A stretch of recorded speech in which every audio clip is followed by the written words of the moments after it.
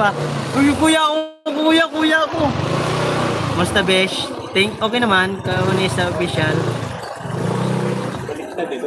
Pinuka ng manok ang paninda mo. Pinuka ng manok ang paninda mo, mamamalo. Dahil sa'yo mamamalo. Naubos. Dahil mo tinulong. Ang grabe, daming customer na halos. Wala namang balak bumili. Nakapadampot na lang din. Ang iba hindi ko napansin na nagkukuha na lang, nagpa-plastic na ng sarili. Hindi ako hinintay.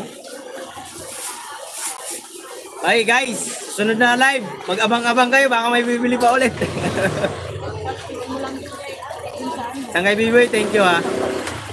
Pero may paninda pa ako dito, mama. Kailangan dito ko na makuha yung pangpuhunan ko pambukas. Yan o. Titinda ko pa yan. Maya pahinga lang ako.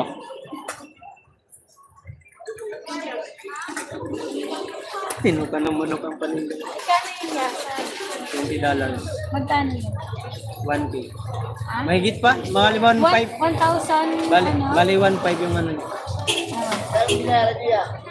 Bali 1,500. Di sa ano?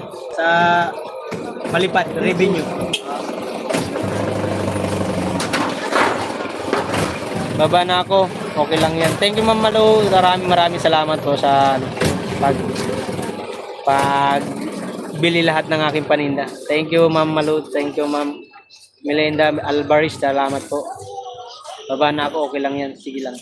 Thank you po. Maraming salamat po.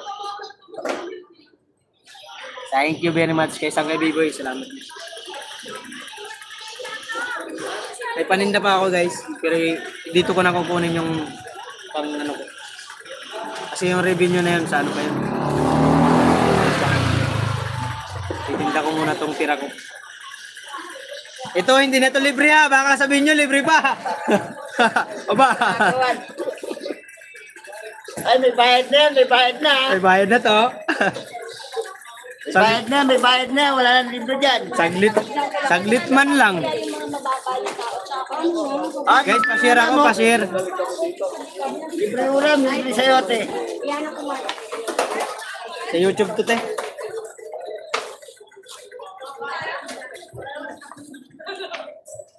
Dapat ka nag-vlog ka riya. Oh, may vlog din na ako.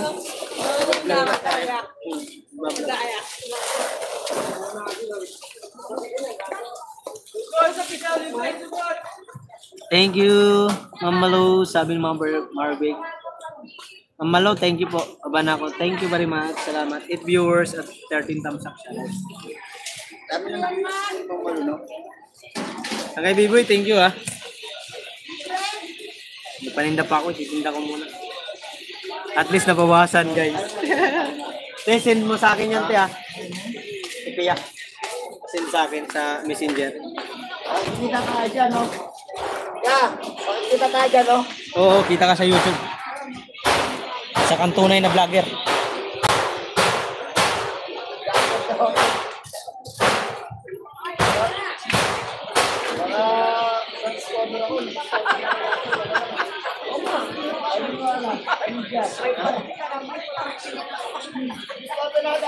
Ayan mo na.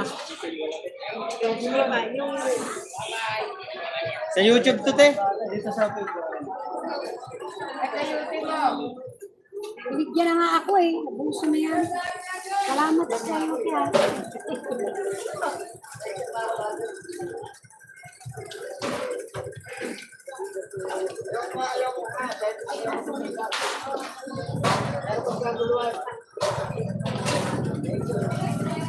Kung nakakuha ka, Tipi, ha? Nakakuha ka. Kala ko ito nakakuha.